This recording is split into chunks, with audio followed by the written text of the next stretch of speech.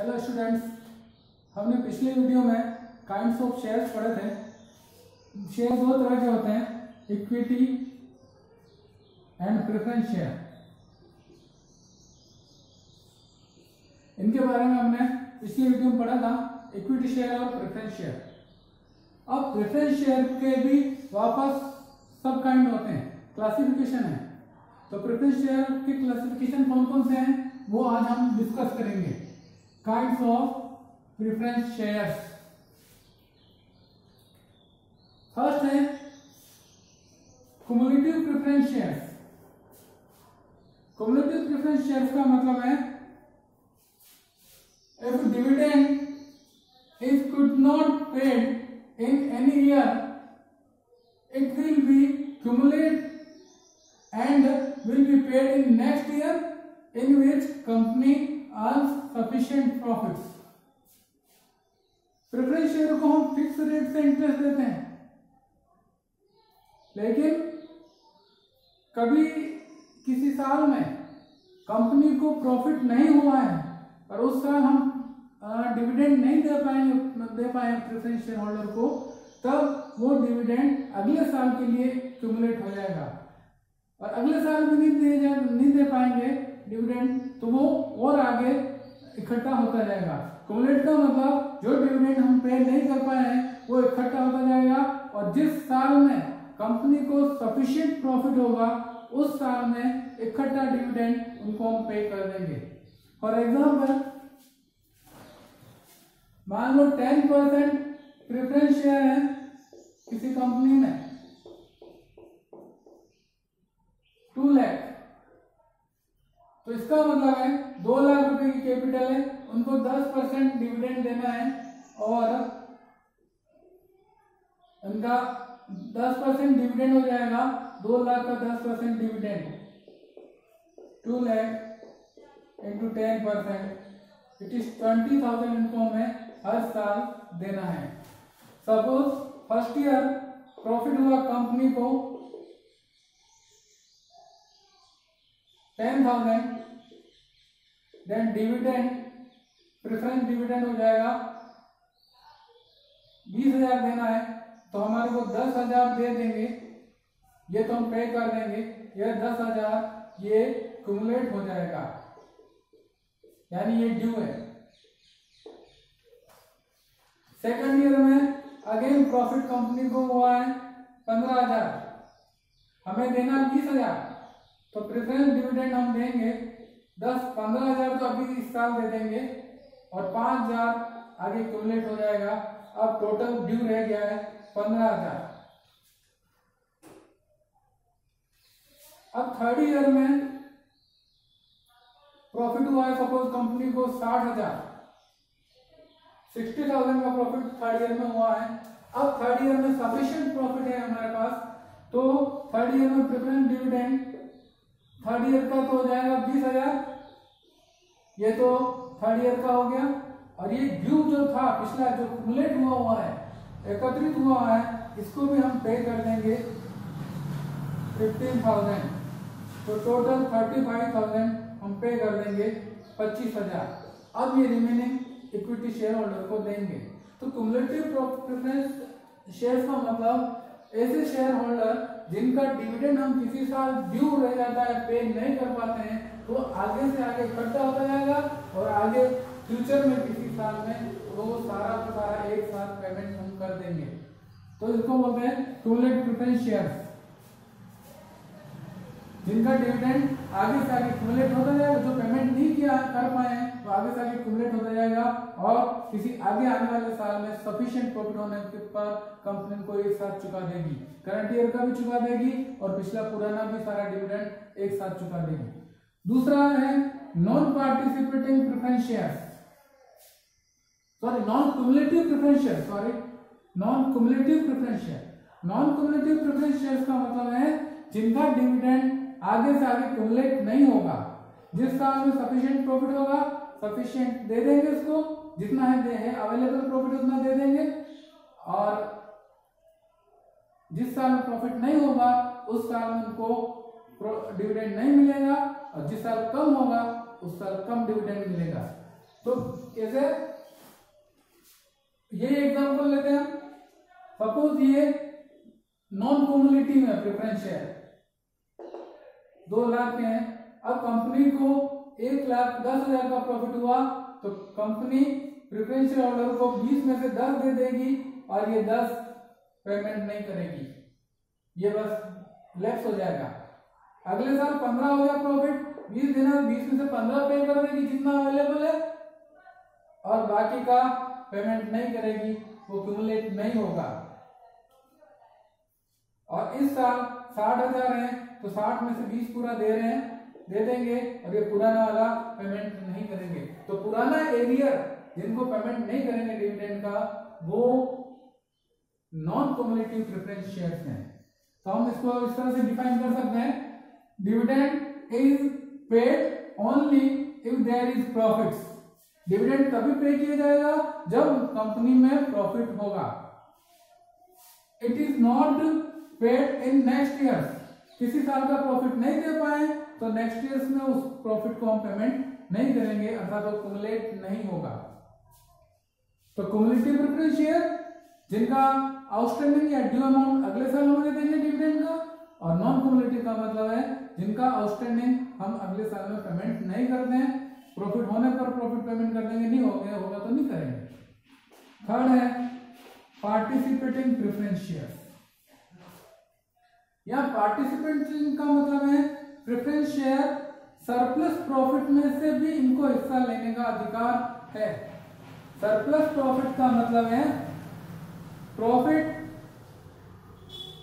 पहले preference share holder को देंगे कंपनी में से प्रॉफिट, उसके बाद इक्विटी शेयर होल्डर को देंगे, फिर भी बच गया है तो वो होगा सरप्लस प्रॉफिट। तो उस सरप्लस प्रॉफिट में जिनको प्रॉफिट में शेयर प्राप्त करने का अधिकार है, डिविडेंड रिसीव करने का राइट है, उनको बोलते हैं participating preference share. For example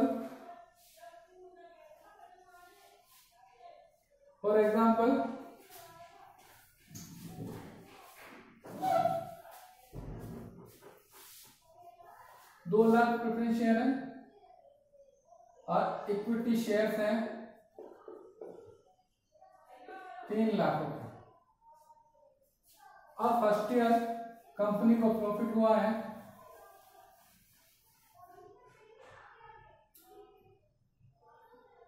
company को प्रॉफिट हुआ सपोज 70,000, कंपनी को 70,000 का प्रॉफिट हुआ फर्स्ट ईयर में। अब प्रेफरेंस डिविडेंड हमें फिक्स रेट से देना है 20, 2 लाख का 10% 20,000 देना है, ये दे देंगे। अब बचा कितना है, 50,000 बचा है। अब 50,000 इक्विटी शेयर होल्डर के लिए बचा है, लेकिन कंपनी पूरा का पूरा प्रॉफिट नहीं देती, उनको एक सर्टेन परसेंटेज देती। सपोज इनका इस साल कंपनी ने 10% डिक्लेयर किया इनका भी प्रॉफिट, तो प्रेफरेंस डिविडेंड देंगे हम 30,000 इनको देंगे, इनको 20,000 दिया और इनको 30,000 देंगे, तो ये बच जाएगा। देने के बाद बचा हुआ 20,000, दिस इज सरप्लस प्रॉफिट। अब सरप्लस प्रॉफिट में से इक्विटी शेयर होल्डर को, सॉरी प्रेफरेंस शेयर होल्डर को अगर देंगे तो वो पार्टिसिपेटिंग है, और नहीं देंगे तो पार्टिसिपेटिंग नहीं है। सपोज इसमें से 20 में से आधा आधा कर देते हैं, इक्विटी और प्रेफरेंस में दोनों में आधा आधा 50-50 कर देना, 10,000 इनको देना है प्रेफरेंस को, तो बाकी 10,000 इक्विटी को मिल जाएगा।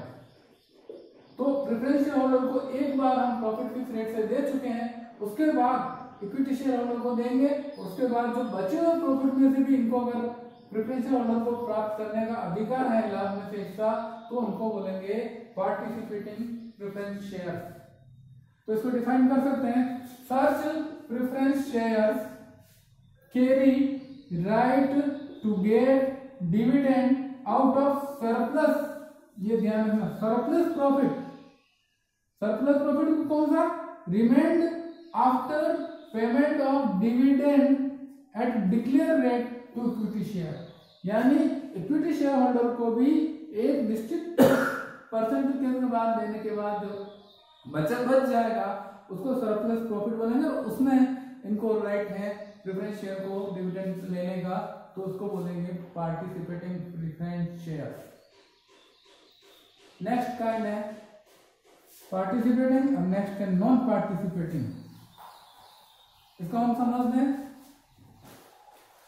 ये दो प्रेफरेंस, इनकी कैपिटल 2 लाख है, इनकी 3 लाख है, इनको 10% फिक्स है, ये हमने इस साल दे दिया। अब जो 10% इनको देना 30,000 वो भी दे दिया, अब बचा हुआ 20,000 है, इसमें प्रेफरेंस शेयर होल्डर को अगर राइट नहीं है, हम प्रेफरेंस शेयर होल्डर को नहीं देंगे, ये सारा का सारा बाद में हम इक्विटी शेयर होल्डर को पे करेंगे। तो प्रेफरेंस शेयर होल्डर को इसमें कोई राइट नहीं है, तो ये बोलेंगे नॉन पार्टिसिपेटिंग प्रेफरेंस शेयर। यानी नॉन पार्टिसिपेटिंग प्रेफरेंस शेयर वो प्रेफरेंस शेयर हैं जिनको सभी को इक्विटी और प्रेफरेंस शेयर होल्डर को देने का, बचे हुए प्रॉफिट में से डिविडेंड लेने का अधिकार नहीं है। यानी इनको एक बार मिलेगा, फिर इक्विटी को दे देंगे, और इक्विटी को देने के बाद जो बचा है वो भी सारा इक्विटी को ही देंगे। प्रेफरेंस शेयर होल्डर को बचे हुए प्रॉफिट में से नहीं देना है, तो वह नॉन पार्टिसिपेटिंग प्रेफरेंस शेयर।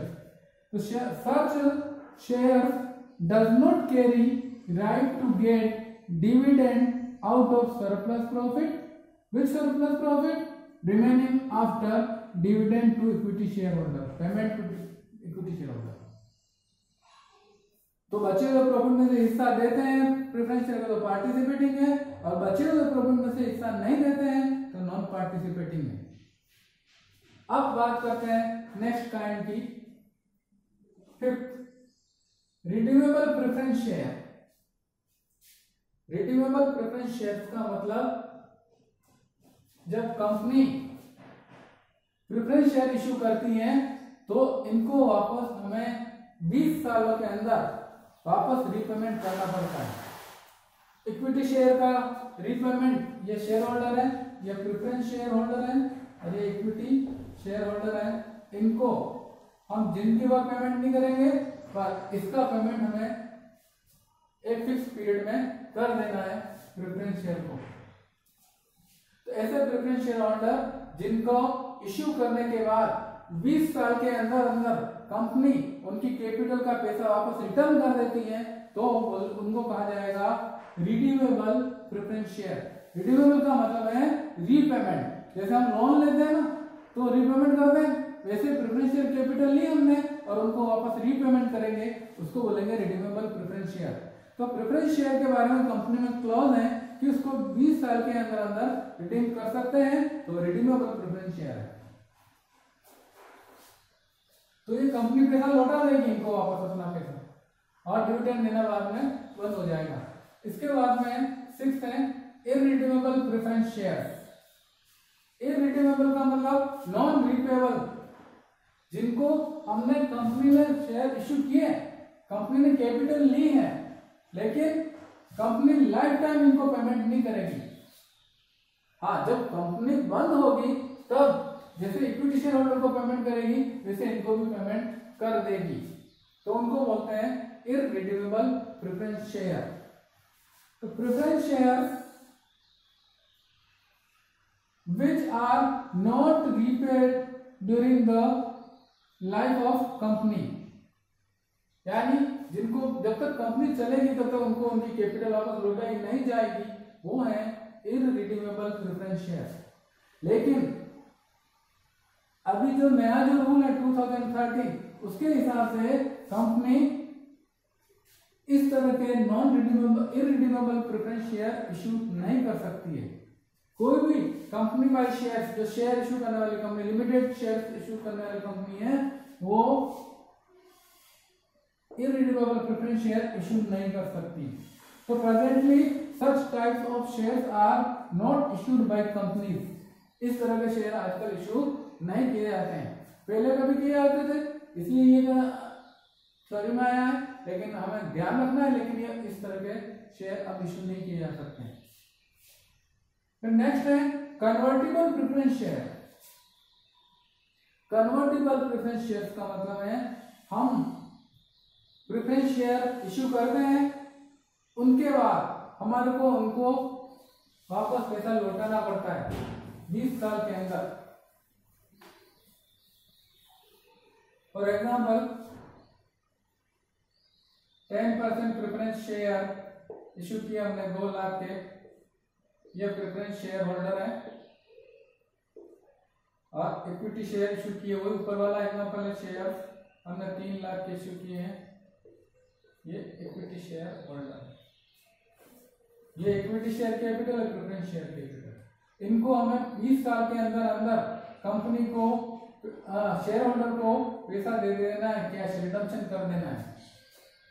पर कुछ कंपनियां क्या करती हैं, शेयर होल्डर को एक ऑप्शन देती हैं कि आप चाहो तो कैश लो, या कैश नहीं लेते हो तो इनको इनकी जगह इक्विटी शेयर में कन्वर्ट कर दो।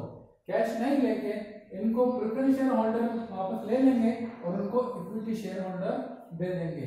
यानी प्रेफरेंस शेयर होल्डर को कंपनी इक्विटी शेयर होल्डर में शेयर्स में फ्यूचर में कन्वर्ट करती हैं, या ऐसे शेयर्स जो फ्यूचर में इक्विटी शेयर्स में कन्वर्ट किए जा सकते हैं उनको बोलेंगे कन्वर्टिबल प्रेफरेंस शेयर। तो preference share, those preference shares which can be converted into equity shares और डिवेंचर्स में भी कन्वर्ट कर सकते हैं इनको, are known as convertible preference shares. Next type of preference share is non convertible preference share. इसका मतलब है इनको ऐसे प्रेफरेंस शेयर जिनको फ्यूचर में इक्विटी शेयर्स में कन्वर्ट नहीं किया जाएगा, उनको 20 साल के अंदर रिडम्पशन करना है तो शेयर में कन्वर्ट नहीं करेंगे, इनको डायरेक्ट कैश पेमेंट ही करेंगे। तो जिनको ऐसा राइट नहीं है प्रेफरेंस शेयर होल्डर को, तब इक्विटी शेयर में कन्वर्ट नहीं करेंगे, कैश दे देंगे। तो जिनको इक्विटी शेयर में कन्वर्ट नहीं करेंगे फ्यूचर में, वो preference share non convertible preference shares कहलाएंगे। तो preference shares which cannot be converted into equity shares, but convert तो नहीं कर सकते हैं, but these can be repaid in cash। जिनको कन्वर्ट नहीं कर सकते हैं उनको कैश पेमेंट कर देंगे। तो प्रेफरेंस शेयर को 20 साल के अंदर हर हाल में हमें रिडम्पशन यानी रीपेमेंट करना ही है, चाहे तो हम कैश में पेमेंट करें या फिर इसको इक्विटी शेयर में कन्वर्ट करके पेमेंट करें या रिडम्पशन करें, तो उनको बोलेंगे कन्वर्टिबल और नॉन कन्वर्टिबल। आज के लिए इतना ही बस, थैंक यू।